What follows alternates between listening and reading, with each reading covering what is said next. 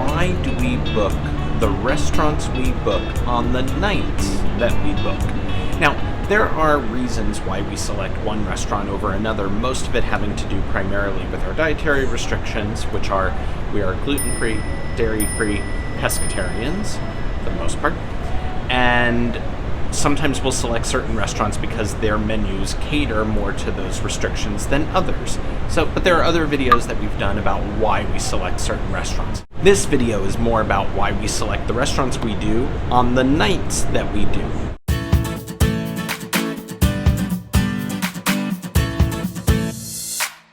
So for this 4-night sailing through Key West and Bimini, we went with 4 restaurants: Pink Agave, Gunbae, Test Kitchen, Razzle Dazzle.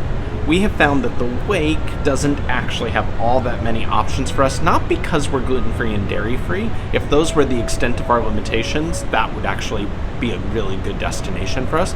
But because we're pescatarians, there's not that many choices available.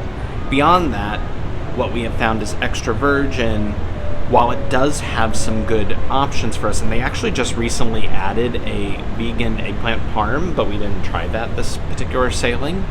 The idea of getting gluten-free pasta is something that we can often do pretty normally out and about or even at home, so it doesn't feel like that much of a departure from what we eat at home. The 4 restaurants that we pick, why do we put them on the days that we do? So, starting with day 1. So the reason we pick Gunbae for day 1 is that because of the way you sit 6 or 8 to a table, we, as a party of 2, are undoubtedly going to be interacting with other guests. And because of the drinking game, there's also a little bit more of a spirit that kind of kicks in, pun intended, of a spirit that kicks in when you're getting to know everybody. 5, 7, 8.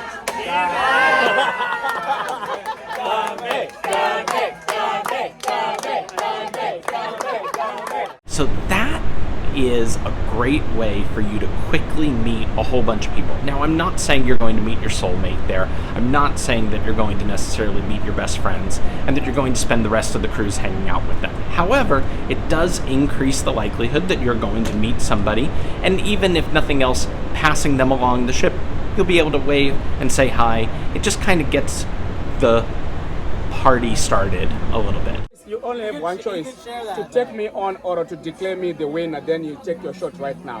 What do you say? You can do it. You can do it. Nick! Come on, Nick!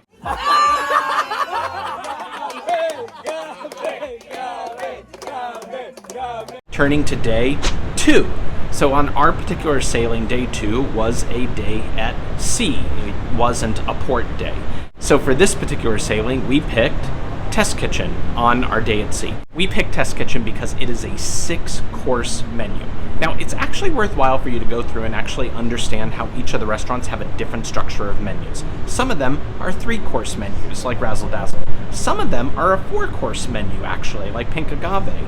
But Test Kitchen, 6 courses. And so we select Test Kitchen on our sea day because we have as much time as we do, because we're not having to get ready really quickly, having come back from a port, heading out to the restaurant. We can eat earlier on in the evening, knowing that Test Kitchen is probably going to be more like a 2-hour dinner experience as opposed to a 1 to 1.5 hour dinner experience.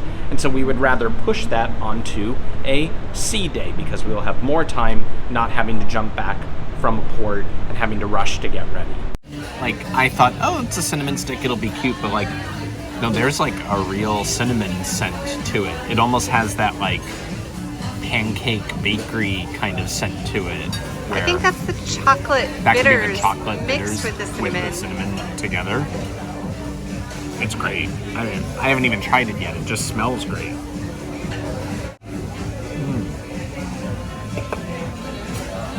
That's nice. Part of why I got it is that as we sat down here, people were being served the salmon, which is done with a lot of smoke. And I was like, okay, well, if there's a lot of smoke in the air, I've got to go ahead and get an old-fashioned. We're at Test Kitchen for Scarlet Night. And one thing that we've noticed that's kind of exciting is that while they have a full cocktail menu and a number of zero proof options, there's also a low ABV, low alcohol by volume list on almost every cocktail menu we've seen. And so if you're looking for like a little something but know that you're going to be having multiple drinks that night and you don't want to just completely knock yourself out, you have that list to choose from. I don't drink very much, so I mostly am choosing the zero proof, but if I were to get something, that low ABV option would help a lot. Voice from beyond. I would also argue that to me, Test Kitchen feels slightly fancier, and given that that day was Scarlet Night, it was kind of fun to go somewhere a little, like, Pink Agave is great, and I don't think of Pink Agave, Razzle Dazzle, or even Gunbae as overly dressed up places. I dress like I'm going out for the night for fun, but not fancy. And Scarlet Night is my fancy night. Good point. What we didn't mention, so Scarlet Night was also our day at sea day, so on day 2. So that's also part of the reason there. If you watched our Virgin food video from last year on the Valiant Lady, you'll know that we came to Test Kitchen twice because we liked it so much. And we came back and said we only want to go again if we get Hannah as our server because she's the best. And so today coming in, we thought, what are the odds Hannah maybe could be our server again? Do you think she's still here? Could we request her?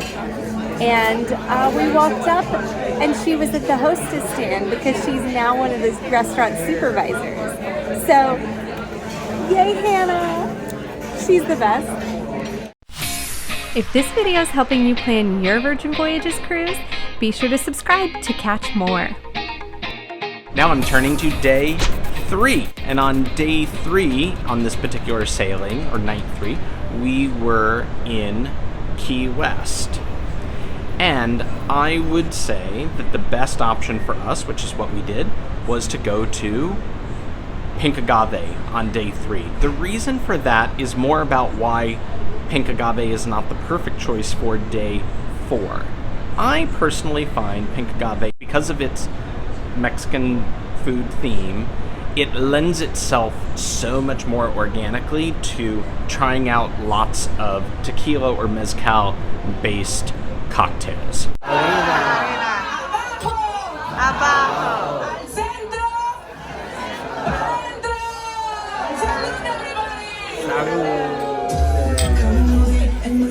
can have a margarita, you can have an agua fresca with a mezcal floater.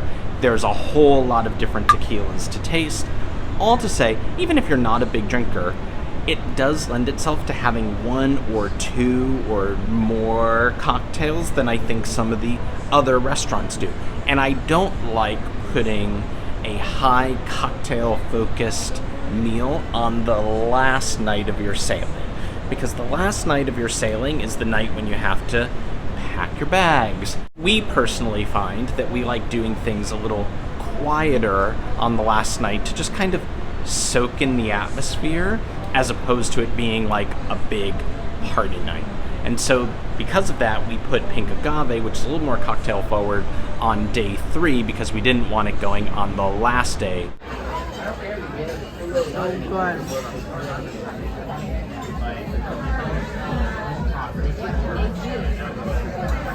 Last but not least, day 4 is when we went to Razzle Dazzle. We picked our 4 restaurants because of our dietary restrictions, and that was the last slot, and that's what we have left. So that's why we chose that for day 4. This was our first dinner on our sailing last year, and it kind of set the stage for us to be like, oh, they're going to be very accommodating for us here. And there were so many options on that menu last year. And so Because its focus was primarily vegan, essentially. So it cut out the dairy thing, and we worked around the proteins, and they were able to make modifications very easily for gluten restriction.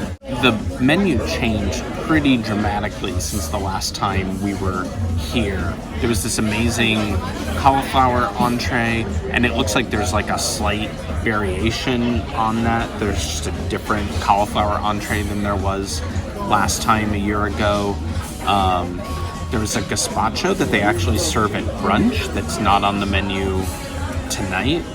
That was like a go-to for us. So there were a number of things that we really liked last time around, and we were a little worried.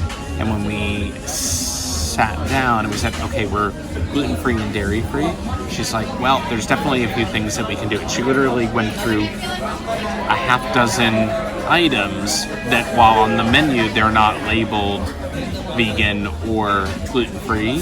She named off all of the slight modifications, which is oftentimes like, we're going to leave the crumble garnish that we put on at the end, just leave that off and you'll get the rest of the meal. So we're actually really looking for it. We're doing 3 courses each and dessert. My suspicion is we will get the blueberry green tea cheesecake thing that was on the old menu that's not on the current menu but is still on the Ship Eats menu, which is why I suspect it sits back there somewhere and we'll still probably get that one. First, LABV. Yeah, I got one of the low alcohol by volume cocktails. Not a mocktail, just lower alcohol. Low. Just a little bit, just a little bit. For a simple green goddess salad with some vegan ranch on the side, this is fantastic. There's like an herbaceousness to the greens mix, and it's so pretty. It's really, really such a yummy bright dressing. Vegan. Ah. There are also reasons why you might choose Razzle Dazzle or the Wake for your brunch options, and sometimes depending on the days you want to go to brunch, you want to kind of put some space between your brunch and your dinner, so you might also want to move things in a certain direction because of that.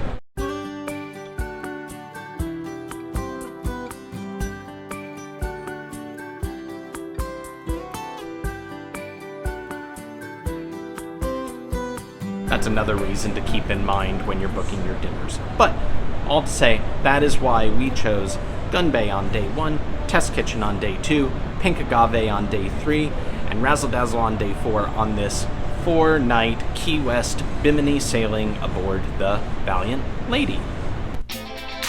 And don't forget all the great quick food options around the ship, like the dock or Grounds Club for coffee. You'll find all kinds of quick food options on this video here.